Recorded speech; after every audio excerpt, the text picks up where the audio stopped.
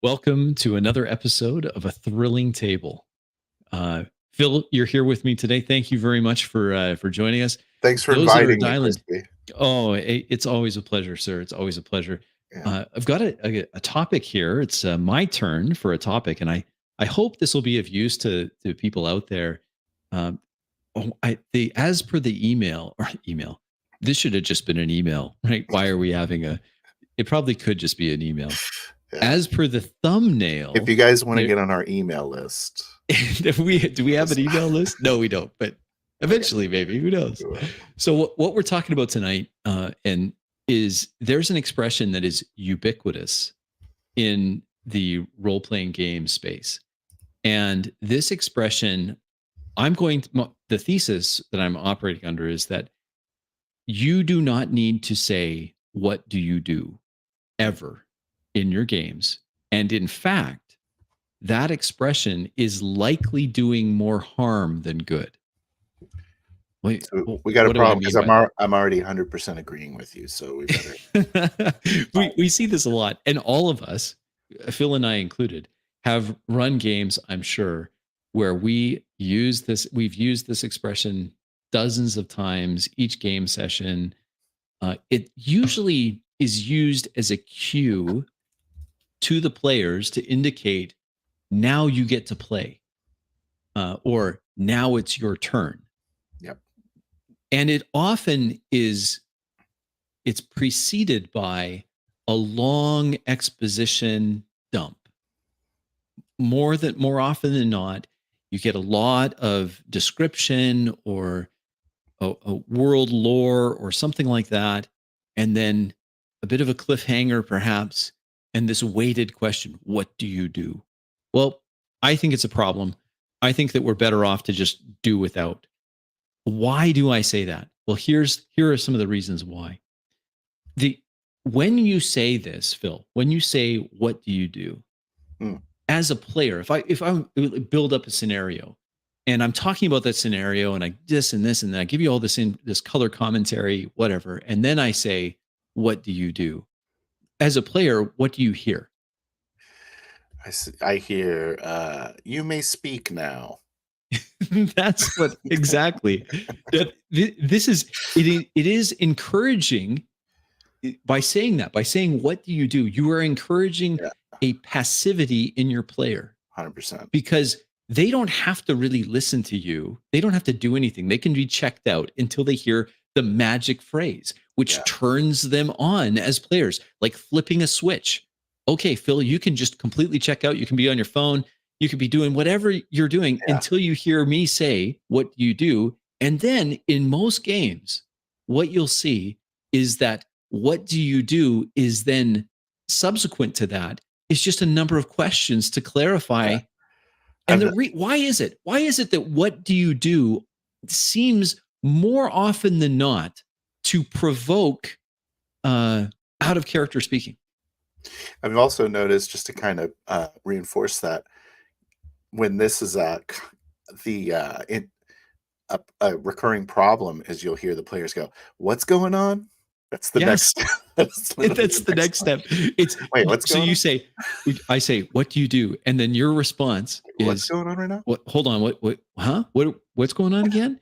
Because you haven't been listening. Yeah. Because you don't have to listen until I ask you, right? And then we have this conversation back and forth, which is almost always out of character. Why is it out of character? Well, I will submit to you, Phil, that the reason why most of the player responses are out of character is because the expression itself is out of character. When I ask you, what do you do? Who is the you? You could argue it's the character, but it's not. You could argue the character. I'm going to argue it is the player. Certainly. Because the voice from beyond me, the game master, is not addressing the character, really. Where is the voice coming from? Yeah. It's entirely out of the fictional world, is what my point is. So you're saying the expression's out of the world. I should set my new morning alarm to, what would you do, Phil? That's how I wake up. What would you do? Listen, if the only way that it makes sense for me to say that, what do you do, is if I have a panicked NPC or someone else in the world that turns to the character and with wide eyes and terror on their face screams, Phil, what do we do? What are you going to do? Or I have the mob boss that's putting pressure on you. He's trying to scare you. And he says that. Well, what are you going to do? Or I'm the consigliere, and he's like, what would you do? What would you do? If you were in my shoes, what would you do? Yeah. Okay, then it makes sense. Anything else, I am proposing that other instances of the what do you do is an out of character invitation to the player to start engaging in the game. Why is that a problem? Okay. Well, I think, and I think you're going to agree with me on this, but isn't it preferable to have players that are constantly engaging in the game instead of waiting to be prompted to engage? I would say, well, we talk a lot about subjects here that have an underlying theme. And this is an underlying theme. You're gonna pick up on these, and in future conversations, I'm sure it's going to come up. And Phil, of course, the underlying theme, it's a big theme for you, me as well. Player independence. Oh my God, yes. Isn't that the thing? Now, how can you have player independence? And what do we mean by player independence? Well, we're still fleshing this out. We're still figuring that out. But what one of the things for sure that is meant by player independence is that the player has sovereignty over the character and what the character is doing. The player is responsible for initiating action as the character. It is not, expressly not, the ideal situation to have the game master having to play the characters by initiating action on the part of the character. What do we mean by this? Well, often I would say the expression is railroading, right? But it's not just railroading. It's the I am role playing your character. I have violated that underlying principle of player independence or sovereignty over their character and the character's actions. It's actually worse because you're taking away the player's independence. Yes. Now it's your turn, player. So player isn't even allowed to go when they want. This ubiquitous expression of what do you do is doing more harm than good. It is encouraging players to check out until prompted, to just wait in the queue, so to speak, rather than being actively engaged with the other players and characters in the game. Oh, I don't have to be part of the other players of the game. I can just wait until the game master tells me, all right, it's my turn. It's very much like a call for, okay, what would you like your dice roll to be now? That's what the GM's doing. Here's the other thing. Sorry, go ahead, Phil. I wanted to, if I could say one thing real quick. Of course, more than one. The other thing that we talk, and you kind of started talking about this, but we want really active players, always active. I think that the what would you do happens a lot when the GM talks too much, because GM's just expo dumping. Now I'm done. Whereas in a 4D game, in our games, the GM tries not to talk at all. So you don't ever, it's never like, okay, now it's my time to be active. Yeah. But the GM's just like kind of trying to sneak in once in a while, but really should just shut up. I completely agree, because we're not there as players interested in role play. We're not there to be told a story. Yeah. And the problem with this, what do you do, is that it is more often than not one of this is, you've absolutely queued it up for me. The sign of the problem that there's a problem is that you've broken the flow of the role play by some long block text. And I don't care if it's improv. I don't care if it was written down. So for those of us that are trying to do this without coming into it with a plot of some sense, we can still, if we are feeling like, oh, I have to cue now that it's the player's turn, that means I've spoken too long. I've taken a turn that's too long. Yeah. And it's much better to keep that flow going by keeping my turn as the game master short, and let the players play. I'm still a player. I'm still going to be involved because I'll have characters to role play within the world. But when it's when I'm reading them, the Encyclopedia Britannica entry on or I guess Wikipedia is probably the. You can use. If I'm reading them the wiki, you're among friends here, Crispy. Okay, I should. Yeah. So if I'm reading them the wiki on whatever this is, oh well, this is a scout class ship, and you know that. Okay, that's going way too much, and I'm going to have to cue at some point exposition over. But having to cue that is wrong. I've noticed that whenever, because a lot of times the biggest GM point for us is the beginning, where we like kind of set the premise. And I've noticed a lot of times when I'm done, I go like this. Yeah. And then you guys are like, oh, okay. It's kind of like, get started, buddy. You know, you bring up a good point, and a counter argument to what I'm saying is that me as a player, how do I know that you, Phil, have complete? I don't want to cut you off. I don't want to suddenly be, okay, you know, I'm talking over you, and there was this key element to the world that needed to be, you needed to shine a spotlight on something, like in the room or about this guy or in the environment, and you're about to shine a spotlight on it to draw our attention to it as a key feature.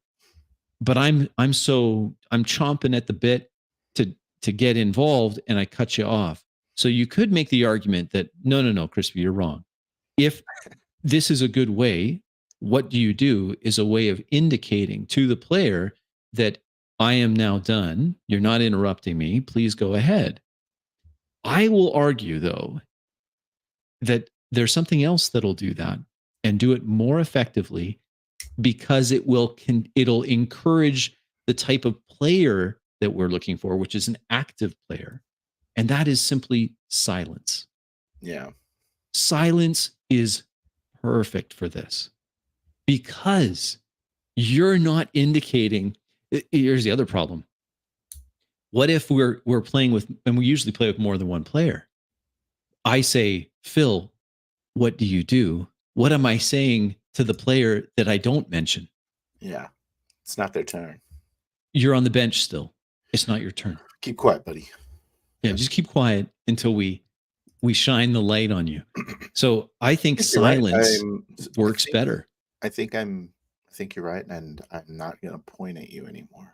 I didn't think pointing it's better than what do you do? It is better, but it's not good. Because it's not, at least it's although it is out of character, it's not in your face out of character. I still think that what do you do is an out of character conversation. That's why, and let's nitpick. I'm going to nitpick the point a little bit, because I am communicating to you out of character. There's just no way around it. I'm doing that. So yes. I don't want to do the game where we're signaling back and forth. We do that with like difficulties sometimes. We do that. Yes. And but it's like, if I just stay silent, then you're like, I'm in a world now. Like you have to enter the world. Whereas if I go like this, you're thinking, oh, I have to do something. We're streaming, Phil. Quick. Yep. I have to do something. We can't have dead air. Let's quickly. No dead air. So that's, it's silence is golden. Silence is golden. Expressions that are overused often are overused because they've lost their utility. It's no longer necessary, especially if you find yourself, like as I have been guilty of doing, of saying this in front of every player. What are we doing? you, they should know by now. I go next. I'm excited to go next. If anything, I'd rather have the problem of players talking over one another than players on their back foot, waiting. I'd rather see a higher level of engagement than Yeah. a And that I passive, or right. maybe we can call that it's just it's Passivity, more is of, that a word? yeah, I was going to say that, or just Passivicity? no longer engaged, no longer Yeah. enthusiastic. I like I enthusiasm. I was gonna say, I don't think this is a GM problem. I think this is a vetting your players problem because As most a things 2 usually are. a 2D GM is saying, "What do you do?" Because they're like usually it's because the players are just sitting there. Oh, I see what you're saying. You Yes. know what I mean? Like, This is prompted by, that's why I said it when I used to yeah. say it.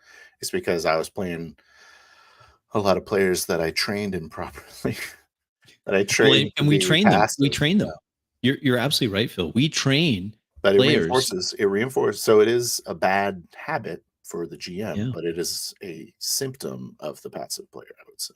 Yes, it is. Yeah. And That reinforces. it's a vicious circle because it Yeah, reinforces itself.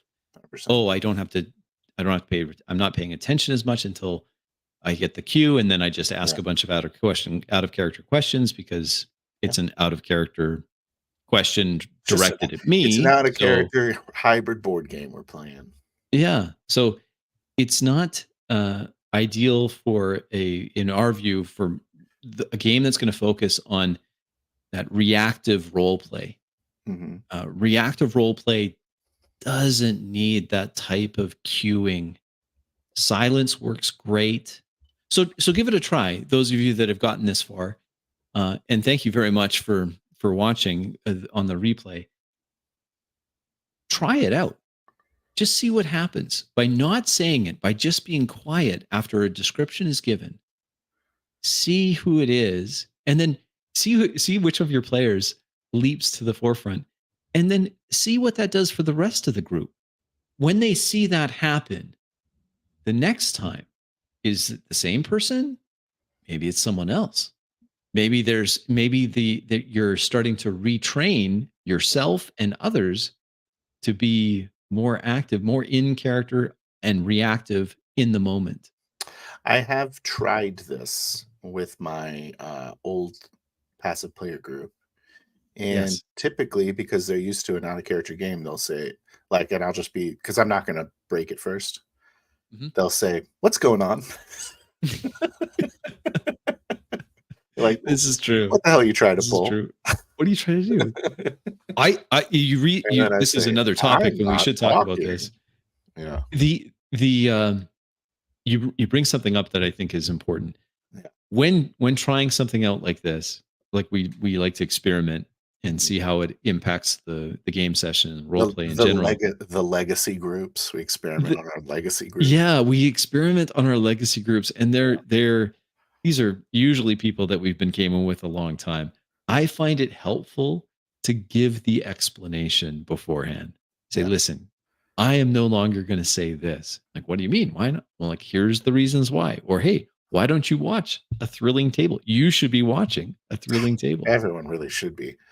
Well, they should be, but they won't. But at any rate, the idea though is that it's not a surprise, and there's a justification given, Yep, so that at the beginning, oh right, this is, and I find in my legacy group, we'll call them, mhm. I have to remind them on a regular basis, as I have to remind myself. All right, what's going to make this game work is if we all agree that we're going to do this, essentially reinforcing the table conventions that we've decided upon and have been Yeah. agreed upon as a group, and So just reinforcing those. we talk about, your, like, social contract, sort of a Yeah. revisit summary sort of thing. Yes. That's Yes. a good way to do it. Exactly. But it's important to, especially since the basics of role play are not complicated, Mhm. not as we're defining it, but well ingrained bad habits Yeah, are hard to break. And yeah. Especially when you help oftentimes we don't train hear them. it. Well, we train them. And I'm convinced that for many, many, many years, I didn't even hear myself saying, "What do you do?" I'm sure it just was the way I ended every description Yeah. or almost every description. Knowing how much you like to talk, I'm sure your expositions are Touche. Yes, of massive. course. Oh man, I just go on and on. And this is why silence is golden. Yeah. This is why it's important as a symptom. And this is I do think it's a symptom of overly verbose GM. Mhm. If your players know, all right, here he goes again. Yeah, tell us about all the shades of green in the forest. Okay, okay. All right. There's going to be something here for me at some point, but he'll let me know when he says, This "What touches do on you so do?" many bad, like, little traits. All things that I've done, all things that I'm Yeah. guilty of. The, Uh, uh the GM that's too cool. oh Oh, yeah. anyways, Or the a whole other GM topic. that I've done this. The GM who likes their turn more than what Oh, the yeah. player's turn. It's all Oh, the same. It's all the same. you're just stabbing him. Well, you totally could have done this wicked move that was this. Actually, this is what you did. Yeah, well, that's kind of lame. Good Why thing I'm didn't here you to role use play a this? character for you. Yeah. Well, you do this and you do it falls into verbing, which is a subject that is near and dear to us because of our underlying theme, at least for this season of a Oh, thrilling yeah. table, which is player independence is sacrosanct. We must, in as much as possible, build a hedge around that player independence. Uh, is it? I don't know. It may not be. It sounded good when I I said it, got this is but where I'm at but with I think independence now, if I may. We got 10 minutes. yeah, we got a little Independent time. independence is really good, and also it should be occasionally ignored. Like all good things. Yeah, This like is like the it's excellent like marriage advice, it's like best of marriage advice you can get. the same as the spectrum of pure simulation to pure narrative, you know what I mean? Yeah. It's like, I would say independence leans more into the simulation, Okay. and then narrative is more of like a meta cooperative I thought ordeal. I knew what all the terms were, and then the more I hear Making them up used, things. the I'm less just I making up shit. understand them. So, maybe I'm just slow, These but I I agree don't with you. know I don't know what these terms actually mean in the I I don't don't have a either. lot of subject matter knowledge, but just how I define them in my brain. So what Well, I'm going and off of. the way we define it ourselves, I guess, Yeah. what it really means At the thrilling table. at the thrilling table. It's the advice is, of course, as I Yeah. alluded to, Yeah, yeah. you should find out what your partner really loves, and you should do that occasionally. And you should also find out what they really hate, and you should do that occasionally as balance. There you go. You don't want them too comfortable. Well, you gotta shake it up a little bit, as you say. It's important to shake it up, Yeah, it's but important to yeah, maintain a little independence there, you know? little independence. So that's the topic, and I suppose we should take a look at our comments that we've received. We've had a few people Oh, watching.